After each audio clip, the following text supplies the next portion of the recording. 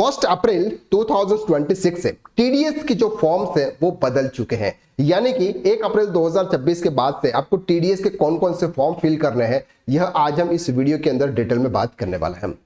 New income tax act 2025 1 अप्रैल 2026 से applicable हो रहा है और टीडीएस के जो रेट्स हैं और टीडीएस के जो नॉर्म्स हैं वो 1 अप्रैल 2026 से एप्लीकेबल हो जाएंगे।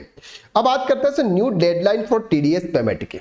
रूल्स 218 बताता है कि अप्रैल टू फरवरी यानी कि अप्रैल मंथ से लेके फरवरी मंथ तक जो भी मंथ होगा उसका अगर आपने किसी भी पर्सन का टीडीएस डिडक्ट किया है तो उसका पेमेंट करने की जो डेट होगी वो होगी सर ऑन और before 7 days from the end of the month. यानी कि पहले जो डेट थी वही डेट सेम टू सेम होने वाली है। फॉर एग्जांपल अप्रैल मंथ का अगर आपने किसी का टीडीएस डिडक्ट किया है तो आपको 7 मई से पहले आपको उसका पेमेंट कर देना है। मार्च मंथ के पेमेंट की अगर हम बात करते हैं, जो हमारा एंड मंथ होता है फाइनेंशियल ईयर क्लोज होने का, उसका सब टाइम पीरियड आपको 30 अप्रैल तक दे रखा है। गवर्नमेंट ऑफिसर्स के लिए सेम डे है और 7 days पेड फॉर द चालान, यानी कि उनके लिए भी सेम डे है। अब बात करते हैं सर टीडीएस रिटर्न की। टीडीएस रिटर्न की क्या डेट है सर? फर्स्ट क्वार्टर अप्रैल से जून तक की, जो हमारा क्वार्टर एंड होता है 30 जून, और टीडीएस रिटर्न फाइलिंग की जो डेट है वो है सर 31 जुलाई, सेकंड क्वार्टर की 31 अक्टूबर, थर्ड क्वार्टर की 31 जनवरी और फोर्थ क्वार्टर की 31 मई। यानी कि 4 क्वार्टर्स में आपको 2 महीने का पीरियड मिलता है, अप्रैल और मई।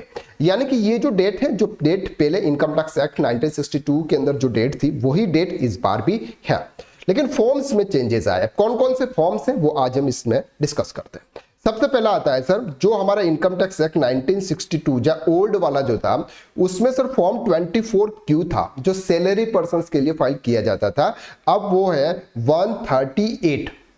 ये अब आपको याद रखना है कौन सा है सर? 24Q की जगह अब फॉर्म आ गया है सर 138। 26Q जो था TDS on payment other than salary, resident persons के लिए हम 26Q जो फाइल करते थे उस फॉर्म को बदल के 140 कर दिया है। अब आपको कौन सा फॉर्म फिल करना होगा सर? 140।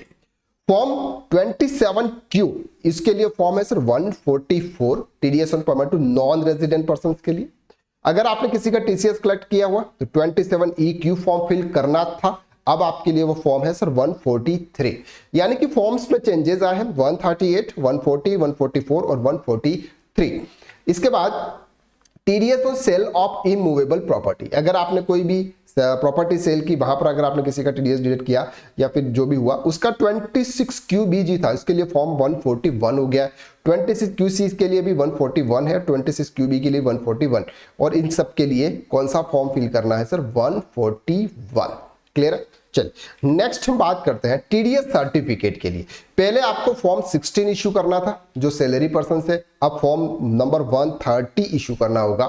16A के लिए है 131 है, 16BCDE के लिए है 132 है और 27D के लिए 133 है।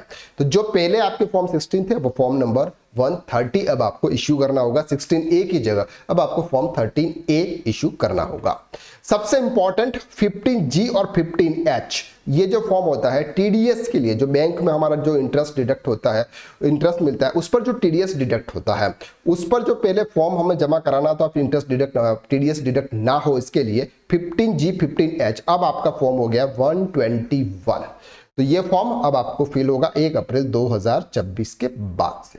क्लियर? तो ये फॉर्म्स अब नए हैं इनकम टैक्स एक्ट के अंदर, तो अब आपके 1 अप्रैल 2026 से ये फॉर्म्स होंगे। जैसे ये फॉर्म्स एप्लीकेबल हो जाएंगे, आ जाएंगे, इस पर भी डिटेल वीडियो हम लेके आने वाले हैं। तो आज के लिए बस इतना, नेक्स्ट वीडियो में फिर मुलाकात करते हैं। Thank you.